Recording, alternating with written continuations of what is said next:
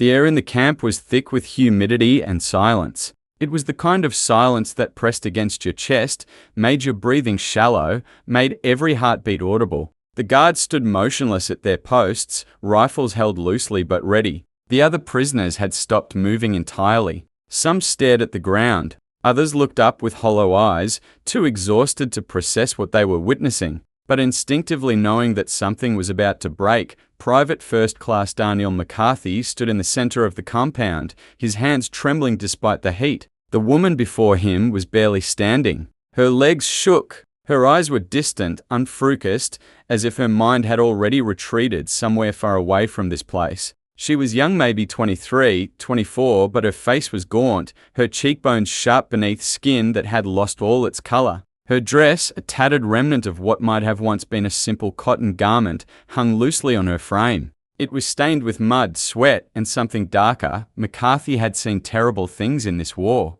He had walked through villages burned to ash. He had pulled men from wreckage and held their hands as they died. But this moment, this singular, impossible moment, was different, because what he was about to do could be seen as violence. It could be seen as cruelty. It could be the thing that ended his career, his honor, his life, but he had seen the signs. The way she walked, the way she winced when she moved, the way her breathing hitched in a rhythm that was wrong, the way she clutched at her side when she thought no one was looking. The Japanese guards had dismissed his concerns. The camp physician, a man who barely glanced at the prisoners, had waved him away. Even some of the other American soldiers had told him to leave it alone, to follow orders, to keep his head down. But McCarthy couldn't. Something was wrong. Something was hidden. And if he didn't act now, she would die. He was certain of it. So he stepped forward. His voice was steady, though his hands were not. He spoke to her in broken Japanese, words he had learned from a pocket dictionary and a chaplain who had tried to teach him compassion through language. He told her he was going to help. He told her she needed to trust him. She didn't respond. Her eyes met his for just a second, and in that second, he saw something flicker: fear, resignation, perhaps even permission. He reached for the fabric at her shoulder. The material was thin, weakened by sun and rot. It tore easily, too easily. The sound of it ripping cut through the silence like a scream. The guards shouted. One raised his rifle. Another stepped forward, barking orders in rapid Japanese. The prisoners gasped, some turning away, others frozen in shock. McCarthy's fellow soldiers moved toward him, unsure whether to stop him or protect him, but McCarthy didn't stop. He pulled the fabric aside, just enough to see what lay beneath, and then he froze. His face went pale. His breath caught. For a moment, he said nothing, did nothing. The world seemed to tilt. One of the other soldiers, Corporal James Whitaker, stepped closer. "Danny?" he said quietly, his voice tight with alarm. "What is it? What did you?" McCarthy looked up. His eyes were wide, filled with something between horror and disbelief. His voice, when it came, was barely a whisper. "Get the medic, now." Whitaker didn't move. He stared at McCarthy, then at the woman, then back again. "What did you see?" McCarthy's jaw tightened. He looked at the woman, who was trembling now, tears streaming silently down her face. Then he looked at the guards, who were shouting louder, moving closer, their rifles now aimed. "Get the medic," McCarthy repeated, his voice harder now, commanding. "And get Captain Reynolds. Right now." Whitaker turned and ran. The guards closed in. One of them grabbed McCarthy by the shoulder, shouting in his face. McCarthy didn't resist. He raised his hands slowly, palms open, but he didn't move away from the woman. He stood between her and the guards, his body a shield, his eyes locked on theirs. "She's dying," he said in English, then again in broken Japanese. "She's dying. You understand? She needs help." The guard didn't lower his rifle, but he didn't shoot either, and in that terrible, suspended moment, as the compound held its breath, as the woman collapsed to her knees behind McCarthy, as the sun beat down mercilessly on the dirt and the wire and the faces of the damned, something shifted. What the soldier saw beneath the torn fabric would change everything. It would expose a hidden truth that had been festering in the camp for months. It would force the US military to confront a reality they had failed to see. It would save lives, ruin others, and become a story that was buried so deeply in classified reports that it would take decades for the world to learn what really happened in that moment. This is that story. To understand what happened that day, you must first understand the world in which it occurred. The Pacific theater of World War II was not like the European front. It was a war fought across vast oceans, on remote islands, in jungles so dense that entire battalions could disappear. It was a war defined by brutality, by cultural misunderstandings, by deeply ingrained beliefs about honor, shame, and the value of human life. The Japanese Empire, by the time the United States entered the war in December 1941, had already conquered much of Southeast Asia and the Pacific. They controlled the Philippines, significant portions of China, Indochina, Malaya, Singapore, the Dutch East Indies, and countless islands. With that control came prisoners, military and civilian alike: British, Dutch, Australian, American, Chinese, Filipino,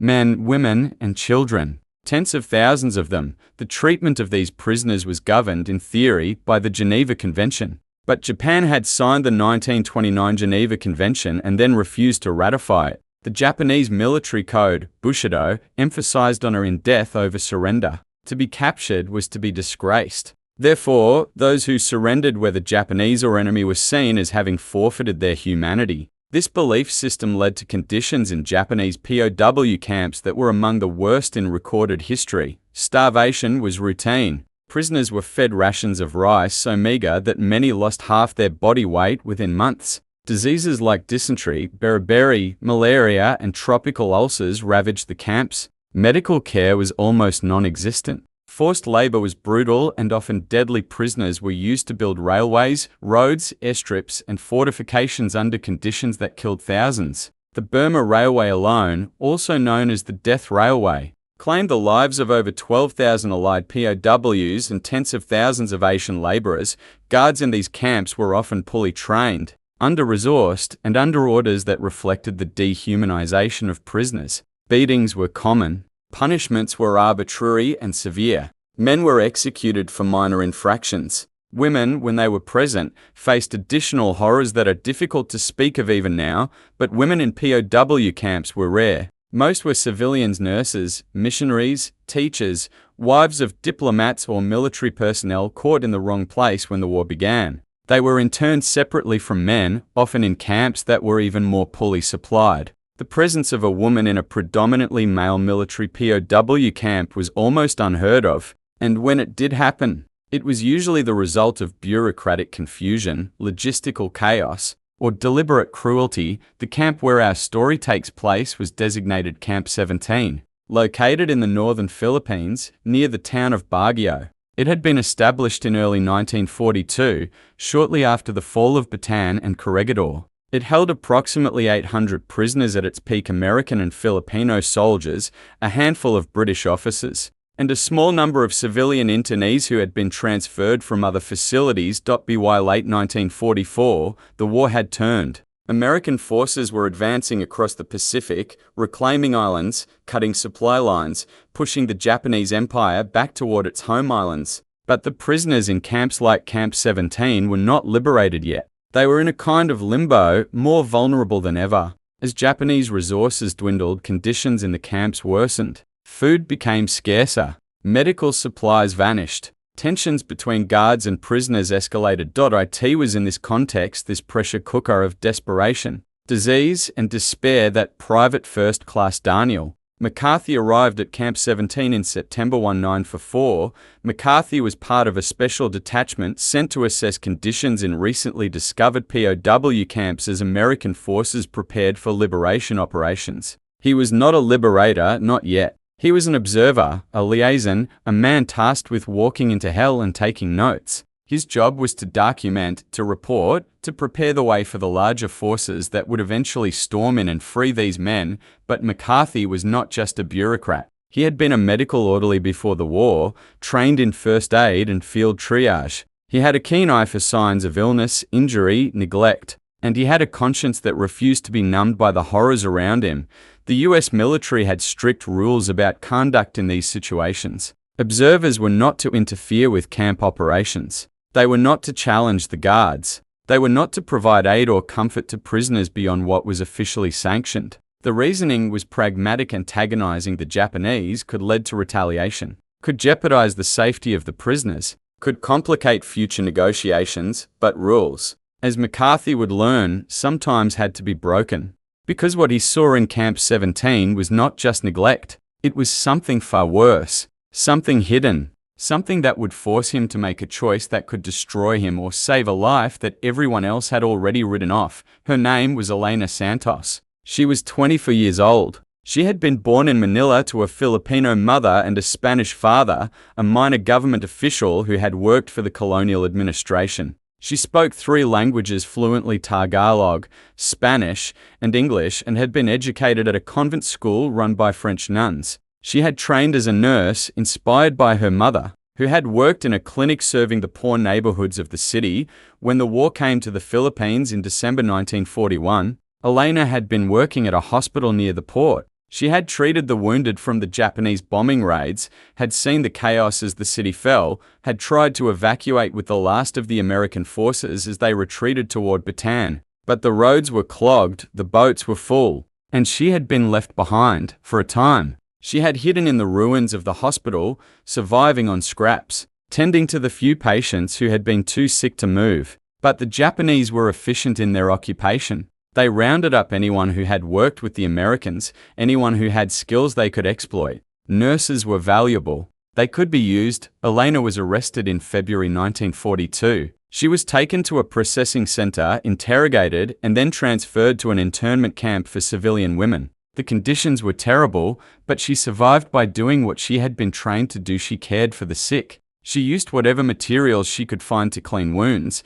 to ease pain, to comfort the dying. But in late 1943, something changed. The Japanese military, desperate for labor and resources, began consolidating camps. Civilian internees were mixed with military prisoners. Women were sometimes transferred to camps that had been designated for men, not because of any policy, but because of sheer logistical breakdown. Records were lost. Orders were confused. People were moved like cargo, with no regard for protocol or humanity. Elena was one of those people. She was transferred to Camp 17 in January 1944, along with 3 other women. The other 3 were older, missionaries who spoke Japanese and who had some protection because of their religious status. Elena had no such protection. She was young, she was healthy enough to work, and she was invisible in the records. The guards barely acknowledged her. The other prisoners, the men, were warned not to speak to her, not to look at her, not to acknowledge her existence. She was housed in a corner of the camp, in a small shed that had once been used for storage. She was given the same rations as the men, which meant she was slowly starving. She was assigned to work in the laundry, washing the guards' uniforms and the blooded clothing of prisoners who had been punished. She did her work in silence, kept her head down, tried to become invisible. But invisibility could not protect her from what was happening inside her own body. By the time McCarthy arrived in September 1944, Elena had been in Camp 17 for 8 months. She had lost over 30 pounds. Her hair had thinned and begun to fall out in patches. Her skin had taken on a greyish pallor. She moved slowly, carefully, as if every step caused pain. The other prisoners, when they thought the guards weren't looking, would sometimes leave food near her shed: a small piece of bread, a few grains of rice. It was all they could do. The guards ignored her. To acknowledge her would have been to acknowledge the chaos of their own system, the failure of their own logistics. She was an anomaly, and anomalies were easier to ignore than to address, but McCarthy noticed her. Not because she stood out, but because she didn't. She moved through the camp like a ghost, and ghosts, McCarthy had learned, were often the people most in danger. He began to watch her, not in a voyeuristic way, but in the way a medic watches a patient. He noticed the way she favored her left side, the way her breathing was shallow and rapid, the way she sometimes paused, mid-step, and pressed her hand to her ribs as if to hold something inside. He asked the other prisoners about her, quietly, carefully. Most shrugged. Some said she had been sick for weeks. Others said she was just weak, like everyone else. One man, an older Filipino soldier named Sergeant Reyes, pulled McCarthy aside one evening and spoke in a low, urgent whisper. "She's dying," Reyes said. "I've seen it before. Internal bleeding, maybe. Or infection. The guards won't let her see the camp. Doctor, they say she's not military, so she doesn't qualify. She'll be dead in a week if nothing changes." McCarthy had asked the guards. He had asked the camp physician. He had filed reports. But no one cared. Or rather, no one cared enough to act on it, so McCarthy decided he would. Daniel Patrick McCarthy had been raised in a small town in upstate New York, a place where everyone knew everyone, where the church bells rang on Sunday mornings and the high school football team was the pride of the community. His father had been a factory worker, his mother a schoolteacher. He had 2 younger sisters and a dog named Buck. It was a simple, ordinary life. McCarthy had enlisted in the Army in 1940, a year before the war began for the United States. He had joined not out of patriotism, exactly, but out of a sense that something was coming, that the world was shifting, and that he wanted to be part of whatever happened next. He had trained as a medic, drawn to the role because it felt like the most human thing a soldier could do. He didn't want to kill. He wanted to save. He had landed in the Philippines in early 1942, part of the reinforcements sent to bolster American forces after the Japanese invasion. But the reinforcements had been too little too late. McCarthy had been on Bataan during the siege, had treated the wounded under impossible conditions, had watched as disease and starvation claimed more lives than enemy bullets. When the order came to surrender, he had been one of the men forced onto the Bataan Death March, a nightmare trek that killed thousands. He had survived. Barely. He had been held in a series of camps, had witnessed atrocities that would haunt him for the rest of his life, and had somehow kept his humanity intact. He had continued to act as a medic whenever he could, treating his fellow prisoners with whatever scraps he could find. The Japanese had grudgingly allowed it, perhaps recognizing that a live prisoner who could work was more valuable than a dead one. In mid-1944. As the tide of the war turned, McCarthy had been selected for a special assignment. American intelligence had begun to identify the locations of POW camps across the Pacific, and they needed men who could go into these camps, assess conditions, and prepare for eventual liberation. McCarthy had been chosen because of his medical background, his language skills. He had learned some Japanese during his captivity, and his reputation among the prisoners as someone who could be trusted.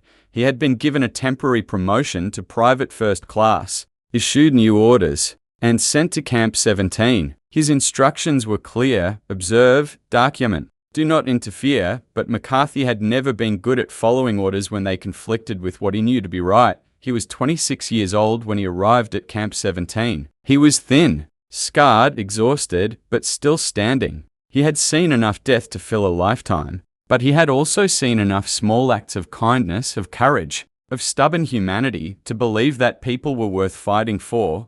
Elena Santos was one of those people. McCarthy didn't know her name at first. He didn't know her story, but he knew what he saw when he looked at her, a young woman who was suffering, who was being ignored, who was going to die if someone didn't act, and so he made a decision. He would act, not because it was his job, not because he had orders, but because it was the only thing he could do and still live with himself. The first week McCarthy spent at Camp 17, he kept his observations to himself. He took notes. He sketched the layout of the camp. He interviewed prisoners quietly, asking about food, medical care, treatment by the guards. He documented everything, preparing his report for the officers who would eventually arrive to liberate the camp, but he kept coming back to Elena. He would see her in the morning, carrying a basket of laundry across the compound, moving slowly, her face blank. He would see her at midday, sitting in the shade of her shed, her hand pressed to her side, her eyes closed. He would see her in the evening, barely touching the small bowl of rice she had been given, pushing it away as if the act of eating caused her pain. On the 4th day, he approached Sergeant Reyes again. Reyes was a wiry man in his 40s, a career soldier who had fought in the Philippine Scouts before the war. He had survived the Death March, had survived 2 years in the camps, and had a network of quiet communication among the prisoners that kept information flowing. "Tell me about her," McCarthy said. "Everything you know." Reyes glanced around to make sure no guards were within earshot. "Her name is Elena. She was a nurse. She's been here since January. The guards don't care about her. The other women who were transferred here, 3 of them, they're missionaries, they get some protection. But Elena? She's nobody to them.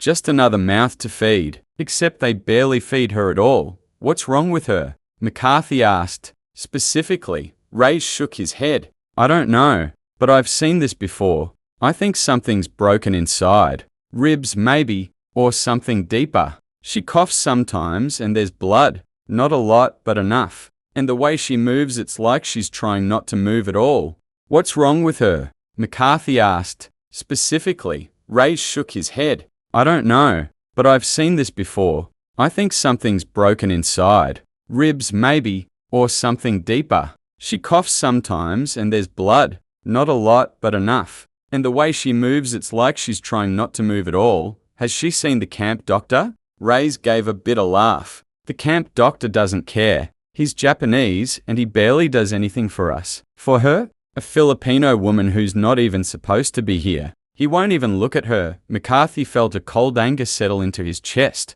And the American command? Do they know she's here? Maybe, maybe not. The records are a mess. The Japanese moved people around so much, nobody knows who's where anymore. She's a ghost, then I'll make her visible. Ray's looked at him with something like pity. Be careful, McCarthy. You start making noise about this, the guards will notice. And when the guards notice, bad things happen. Worse than letting her die? Ray's didn't answer. Over the next few days, McCarthy tried to work through official channels. He spoke to the Japanese officer in charge of the camp, a Lieutenant Kobayashi, who listened politely and then dismissed him. He spoke to the camp physician, a Dr. Tanaka, who barely glanced up from his desk and said that he had no record of a female prisoner requiring medical attention. He filed a report with the American Liaison Office, but it would take weeks for a response, if any came at all. Meanwhile, Elena was getting worse. On the 10th day, McCarthy watched as she collapsed while carrying a basket of wet laundry.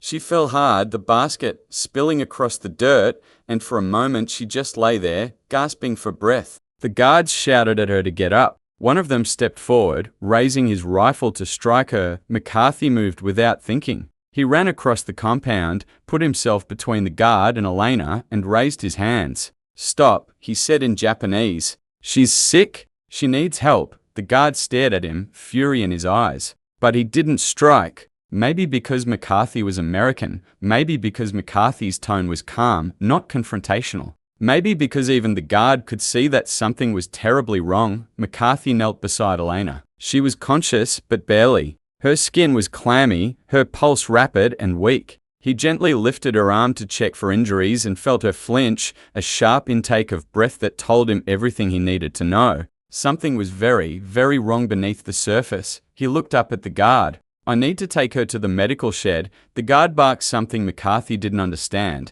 and gestured for him to move away. But McCarthy didn't move. He stayed kneeling beside Elena, his hand on her shoulder, his eyes locked on the guards. She's dying, McCarthy said, his voice steady. If you let her die, the Americans will know. They're coming. And when they get here, they'll ask questions. Do you understand? The guard hesitated. Then he spat on the ground and walked away. McCarthy carefully helped Elena to her feet. She was trembling, barely able to stand. He put her arm over his shoulder and half carried her to the medical shed, ignoring the stares of the other prisoners, ignoring the shouts of the guards. Dr. Tanaka was not there. The shed was empty except for a few cots and a cabinet of mostly empty supplies. McCarthy laid Elena down on one of the cots and began to examine her as best he could. He checked her pulse, her breathing, her temperature. He pressed gently on her abdomen, her ribs, her sides, trying to locate the source of the pain, and that's when he felt it, a swelling, hard and irregular, just below her ribcage on the left side. It was hot to the touch, and when he pressed gently, Elena cried out, a sound of pure agony that cut through the stillness of the shed. McCarthy pulled his hand back, his mind racing. This wasn't just malnutrition. This wasn't just exhaustion. This was something acute, something that needed immediate intervention, but he couldn't do it here. He didn't have the tools, the supplies, the authority. He needed help. He needed someone to listen. He left Elena on the cot and went to find Corporal Whitaker, one of the other American soldiers in the camp. Whitaker was a good man, level-headed, someone McCarthy trusted. He found him near the barracks and pulled him aside. I need you to back me up on something, McCarthy said. It's going to be risky. Whitaker frowned. What are you talking about? The woman, Elena. She's dying. I think she has internal bleeding, or maybe an infection that's gone septic. If we don't do something now, she'll be dead by morning, and what do you want to do?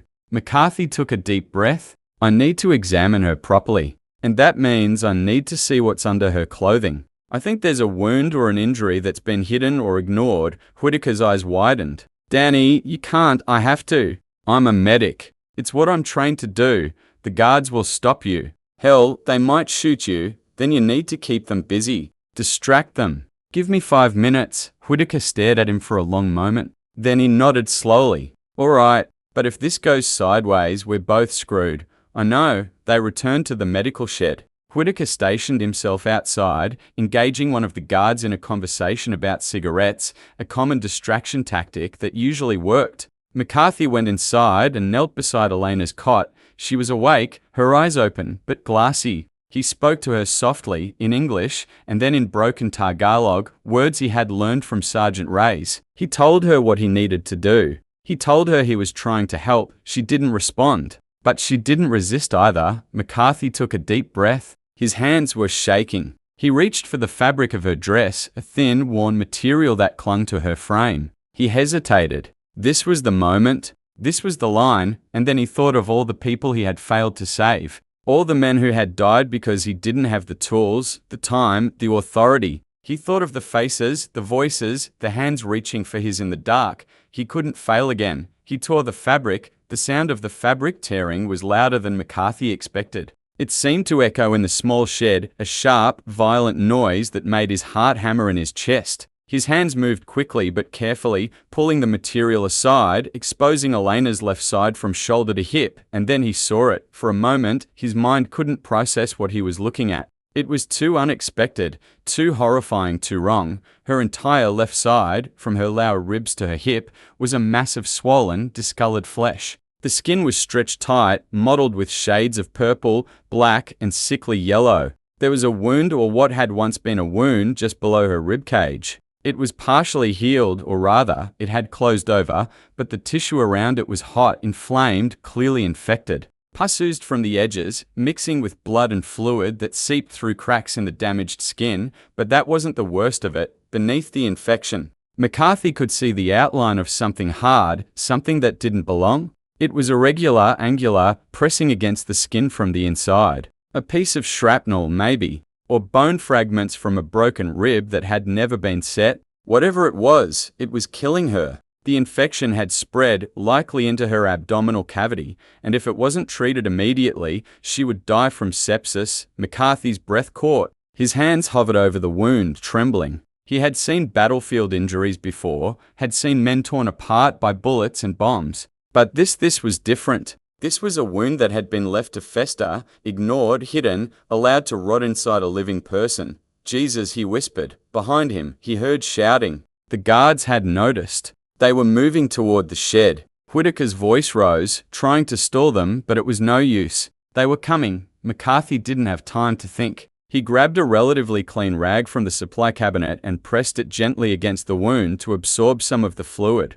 Elena gasped, her body going rigid with pain, but she didn't scream. She bit down on her lip, tears streaming down her face, and endured. I'm sorry, McCarthy said, his voice breaking. I'm so sorry, but I need to stop this bleeding, and I need to get you real help. The door to the shed slammed open. 2 guards rushed in, shouting in Japanese, their rifles raised. One of them grabbed McCarthy by the shoulder and yanked him back. McCarthy stumbled but didn't let go of the rag. He turned to face the guards, his hands raised, his voice urgent. She needs a surgeon. He shouted, she's going to die. Do you understand? She's going to die. The guards didn't understand or didn't care. One of them struck McCarthy across the face with the butt of his rifle, and McCarthy went down hard, his vision exploding into stars. He tasted blood, felt his lips split open, but he forced himself to stay conscious. Whitaker rushed in, trying to pull the guards back, but he was shoved aside.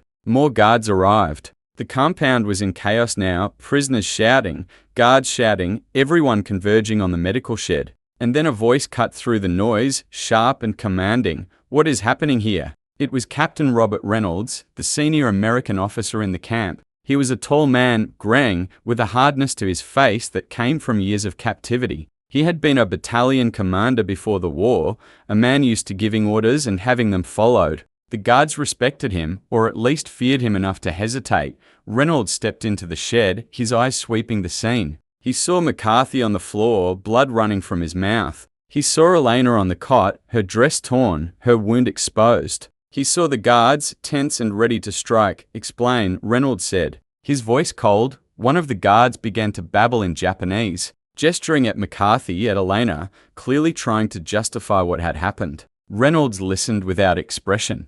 Then he turned to McCarthy. "Private McCarthy, what did you do?" McCarthy struggled to his feet, wiping blood from his chin. "Sir, I examined this prisoner. She has a severe infection and internal injury that requires immediate surgical intervention. If she doesn't receive treatment in the next few hours, she will die." Reynolds looked at Elena. His face remained impassive, but something flickered in his eyes. "And you exposed her without authorization?" "Yes, sir, I did. You know, that's a violation of protocol. You know the guards could have shot you." "Yes, sir." Reynolds was silent for a moment. Then he turned to the guards and spoke in fluent Japanese, his tone calm but firm. McCarthy didn't understand all of it, but he caught the gist. Reynolds was ordering the guards to stand down, to allow McCarthy to continue his work, to summon Dr. Tanaka immediately. The guards hesitated. Then, reluctantly, they stepped back. Reynolds looked at McCarthy. "You have 10 minutes to stabilize her.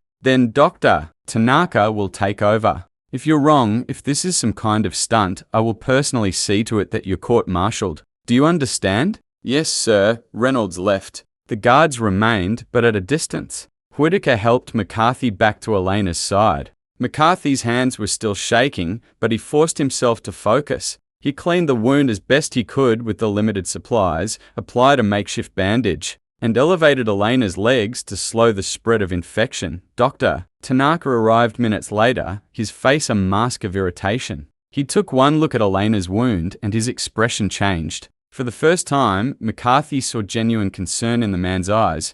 Tanaka barked orders at the guards, who quickly brought in additional supplies: surgical tools, antiseptic, bandages that had been hoarded for Japanese use. He shooed McCarthy and Whitaker out of the shed and went to work. McCarthy stood outside, his body shaking from adrenaline and shock. Whitaker put a hand on his shoulder. "You did it," Whitaker said quietly. "You got them to listen." McCarthy shook his head. "I don't know if it's enough." They waited. The other prisoners watched from a distance, silent, tense. The guards stood in a loose perimeter, their rifles still ready, their faces unreadable. 2 hours later, Dr. Tanaka emerged from the shed. His surgical apron was stained with blood. He looked exhausted. He walked over to Captain Reynolds, spoke briefly in Japanese, and then left without another word. Reynolds turned to McCarthy. "She'll live." Tanaka removed a piece of shrapnel lodged near her spleen and drained the infection. "She's critical, but stable." McCarthy felt his knees go weak. He nodded, unable to speak. Reynolds stepped closer, his voice low. "What you did was reckless. It was insubordinate, and it probably saved her life." He paused. "I'll be including this in my report. I don't know if you'll be commended or court-martialed. Maybe both. I don't care, sir." Reynolds studied him for a moment. Then he nodded. "Good, because neither do I." Elena Santos survived the surgery, but her survival raised more questions than it answered. As Dr. Tanaka worked to stabilize her, as the infection was drained and the shrapnel removed, the full story of her injury began to emerge, and it was a story that shocked everyone who heard it. The shrapnel had been lodged in her body for over a year. It was a fragment from a Japanese artillery shell, likely from the bombardment of Manila in early 1942. Elena had been caught in an explosion while trying to evacuate wounded civilians from a hospital near the docks. The blast had thrown her into a wall, broken 2 of her ribs, and driven a jagged piece of metal deep into her side. She had been found by a group of Filipino resistance fighters who had taken her to a makeshift clinic in the ruins. A local doctor, working with almost no supplies, had done his best to close the wound, but he hadn't had the tools to remove the shrapnel. He had hoped her body would encapsulate it, that it would become inert, that she would survive. For a time, it had seemed like she would. The wound had closed. She had recovered enough to walk, to work, to function. But the shrapnel had been contaminated, and the infection had been slow-growing, insidious. Waiting. By the time she was arrested and transferred to the internment camp, the infection was already there, deep inside, invisible. She had tried to hide it. She had wrapped bandages tightly around her torso, had taken the pain medication she could scavenge, had done everything she could to avoid drawing attention to herself, because to admit injury, to admit weakness in a Japanese camp, was to invite execution. Women, especially, were expendable. If she couldn't work, she had no value.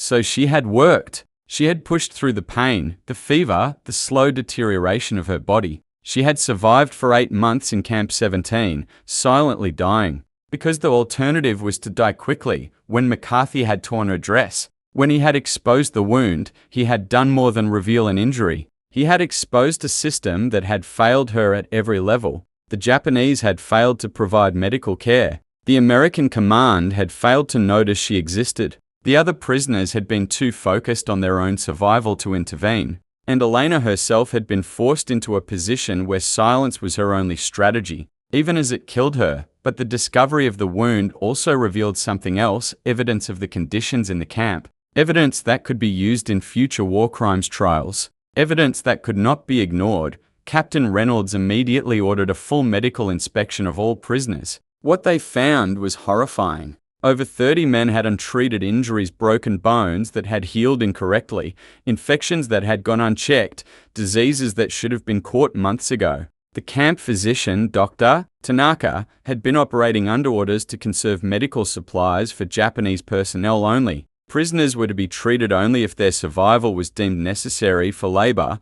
Elena's case was the breaking point. Reynolds filed an emergency report with the American Liaison Office, bypassing normal channels and sending it directly to General MacArthur's headquarters in Leyte. The report included photographs of Elena's wound, testimony from McCarthy and other prisoners, and a detailed account of the medical neglect in the camp. The response was swift. Within a week, an American medical team was airlifted into the region, and Camp 17 was placed under direct supervision by U.S. forces. The Japanese guards were disarmed. Lieutenant Kobayashi was arrested and later tried for war crimes. Dr. Tanaka was also detained. Though his fate was less clear, some records suggest he cooperated with Allied investigators and provided evidence against higher-ranking officers, but the most immediate consequence was for Elena herself. She was evacuated to a field hospital in Leyte, where she underwent additional surgeries to repair the damage to her spleen and remove scar tissue. She spent 3 months in recovery, barely clinging to life, before finally stabilizing. As for McCarthy, his actions sparked a fierce debate within the military. Some officers praised him as a hero who had taken initiative when official channels failed. Others condemned him for violating protocol, for endangering himself and others, for acting outside his authority. In the end, McCarthy was neither court-martialed nor decorated. His actions were noted in his service record, but no formal action was taken. It was as if the military didn't know what to do with him, a man who had done the right thing in the worst possible way. The immediate consequences of McCarthy's actions were felt throughout Camp 17 and beyond. The arrival of the American medical team brought desperately needed supplies and care to the prisoners, saving lives that would otherwise have been lost in the final months of the war. But it also brought scrutiny. The Japanese command, already reeling from losses across the Pacific, was furious. Camp 17 had been considered a relatively stable facility, and the sudden intervention by American forces was seen as a humiliation. Orders were sent down from Tokyo to tighten security, to crack down on any further incidents, to ensure that prisoners were kept in line, but the Japanese guards at Camp 17 were demoralized. They knew the war was lost. They knew liberation was coming. Some became more brutal in their final months of power, lashing out at prisoners in petty acts of cruelty. Others simply withdrew, going through the motions, waiting for the end. For the prisoners, McCarthy's actions had a galvanizing effect. They had seen an American soldier risk everything to save one person, and it reminded them that they were still human, still worth fighting for. Morale, which had been at rock bottom, began to improve. Small acts of resistance increased. Prisoners shared food more openly, protected each other from guards, even sang songs in defiance of orders to remain silent. But McCarthy himself was shaken.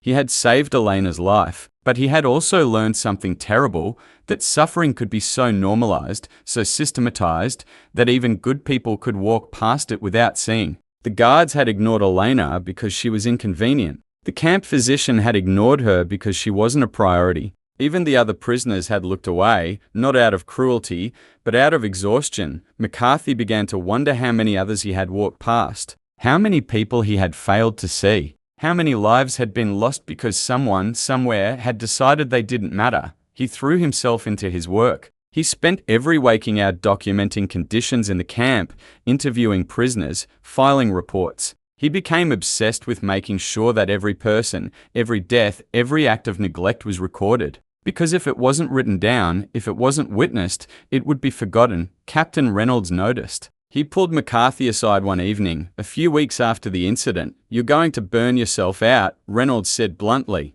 "You saved her. You did your job. Now you need to step back." McCarthy shook his head. "I can't. There's too much. We're still finding people who need help, who've been ignored for months. If you stop, someone else will take over. That's how this works. You're not the only one who cares, but I'm the one who saw her. And if I hadn't, then she'd be dead. But she's not. She's alive because of you. And that matters. But you can't save everyone, McCarthy. You have to accept that." McCarthy looked away. "I don't know if I can," Reynolds sighed. "Then you're going to destroy yourself." But McCarthy didn't stop. He couldn't, because every time he closed his eyes, he saw Elena's wound, the infection, the shrapnel. He saw all the things that had been hidden, all the suffering that had been normalized. And he couldn't let it go. The incident at Camp 17 might have remained a footnote in the vast history of World War II, another small tragedy in a war filled with them. But the documentation that McCarthy and Captain Reynolds compiled became part of something much larger.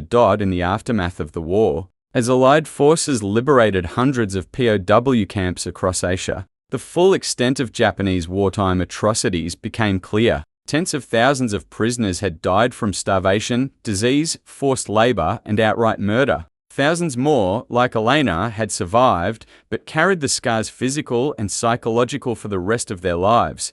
The reports from Camp 17, including the detailed account of Elena's case, were submitted as evidence in the International Military Tribunal for the Far East, also known as the Tokyo Trials. These trials, which ran from 1946 to 1948, prosecuted Japanese military and political leaders for war crimes, including the mistreatment of prisoners of war. Elena's case was particularly compelling because it highlighted not just the brutality of the camps, but the systemic neglect that characterized them. The shrapnel in her body, the infection, left untreated, the bureaucratic indifference that had nearly killed her, all of it pointed to a larger pattern of dehumanization. Lieutenant Kobayashi, the officer in charge of Camp 17, was convicted of war crimes and sentenced to 15 years in prison. Dr. Tanaka, the camp physician, was granted leniency in exchange for his testimony, but his medical license was revoked and he spent the rest of his life in obscurity.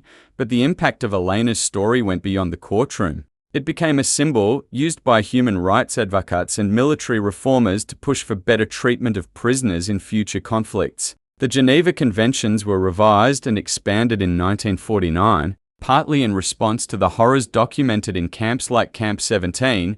The principle that medical care must be provided to all prisoners, regardless of nationality or status, was strengthened and codified. Elena herself became, for a time, a reluctant public figure. After her recovery, she was interviewed by military historians, by journalists, by documentary filmmakers. She spoke at conferences, testified before congressional committees, and shared her story with anyone who would listen, but she was also deeply private, and the attention took a toll. She struggled with what we would now recognize as post-traumatic stress disorder. She had nightmares. She avoided crowded places. She flinched at loud noises. The wound on her side never fully healed. It left a scar, thick and discolored, that she carried for the rest of her life. As for McCarthy, he returned to the United States in 1946 after the war ended. He was honorably discharged, given a small pension, and told he could go home. But home didn't feel like home anymore. The town where he had grown up seemed small, trivial, untouched by the things he had seen.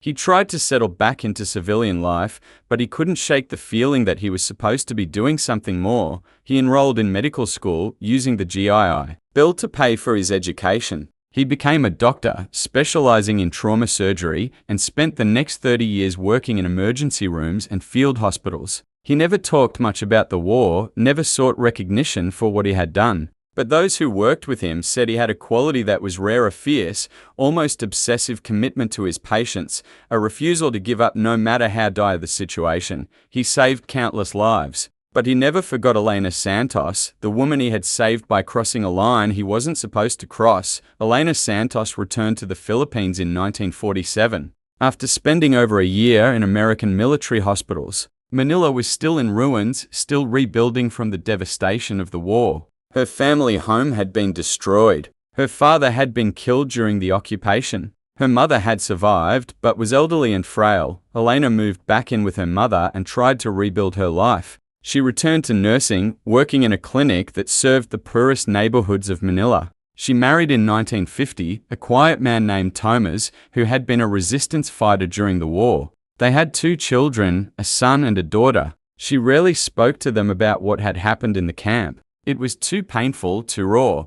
But in the 1970s, as the children grew older and began asking questions, Elena began to open up. She told them about the war, about the camps, about the American soldier who had risked everything to save her. She showed them the scar on her side, the thick, ugly mark that had never faded. She told them that she was alive because someone had cared enough to see her when everyone else had looked away. Her children asked if she had ever tried to find the soldier, to thank him. Elena shook her head. "I don't even know if he survived the war," she said. "And even if he did, what would I say? How do you thank someone for giving you back your life?" But in 1982, a researcher working on a documentary about POW camps contacted Elena. The researcher had found McCarthy's name in the military archives, along with Captain Reynolds' reports. They asked if Elena would be willing to participate in the film, to share her story. Elena agreed. And through the production, she learned that McCarthy was still alive. He was 74 years old, retired, living in a small town in Oregon.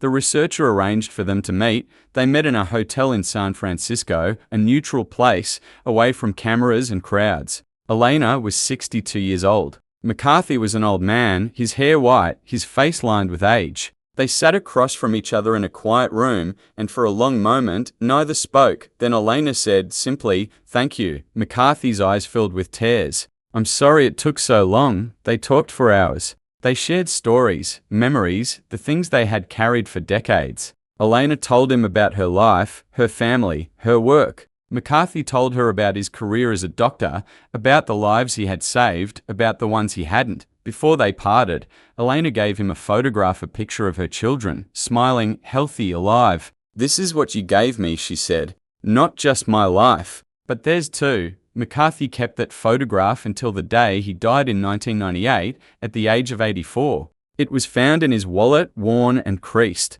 Carried with him every day for 16 years, Elena lived until 2011. She died at the age of 91, surrounded by her children and grandchildren. Her funeral was attended by hundreds of people, nurses, patients, friends, family. The priest who delivered the eulogy spoke of her kindness, her courage, her quiet strength, and he told the story of the soldier who had torn her dress in a Japanese POW camp. And the moment that changed everything, the story of Elena Santos and Daniel McCarthy is not a simple one. It is not a story of uncomplicated heroism, of good versus evil, of victory and celebration. It is a story about the terrible choices people are forced to make in extreme circumstances. It is a story about the systems that fail us, the bureaucracies that grind lives into dust, and the small acts of courage that push back against the tide. It is also a story about seeing, about refusing to look away, about recognizing the humanity in another person when the world has decided they don't matter.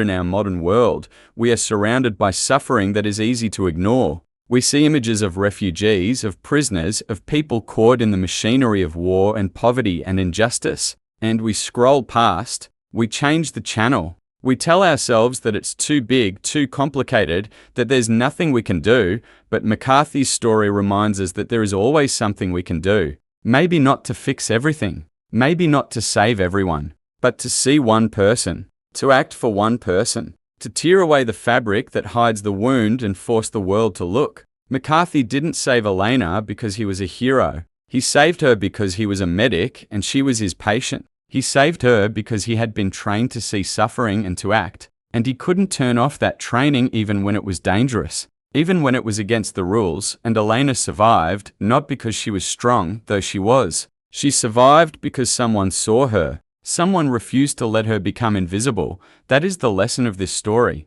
That is the legacy of Camp 17. That in the darkest places, In the most impossible situations, humanity persists not because it is easy, but because there are people who refuse to let it die.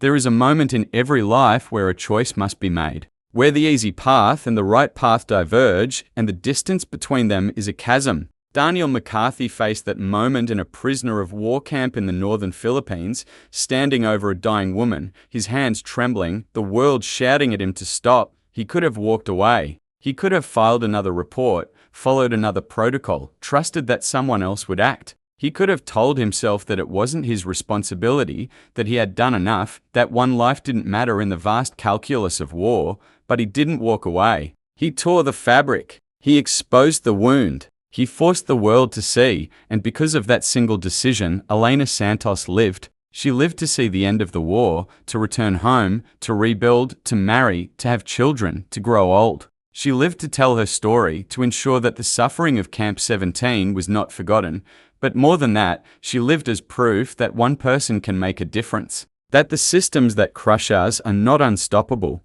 that bureaucracy and indifference and fear can be defeated by a single act of courage. McCarthy never considered himself a hero. He never sought recognition or praise. When asked about that day, in the rare moments he spoke of it, he would simply say, "I did what I was trained to do, but training is not enough. The world is full of people who have been trained to do the right thing, who know what should be done, and who do nothing." What made McCarthy different was not his training. It was his refusal to accept that suffering was inevitable, his refusal to look away. Elena Santos once said in an interview near the end of her life, "I survived because someone saw me. That is all. Someone saw me when everyone else had stopped looking."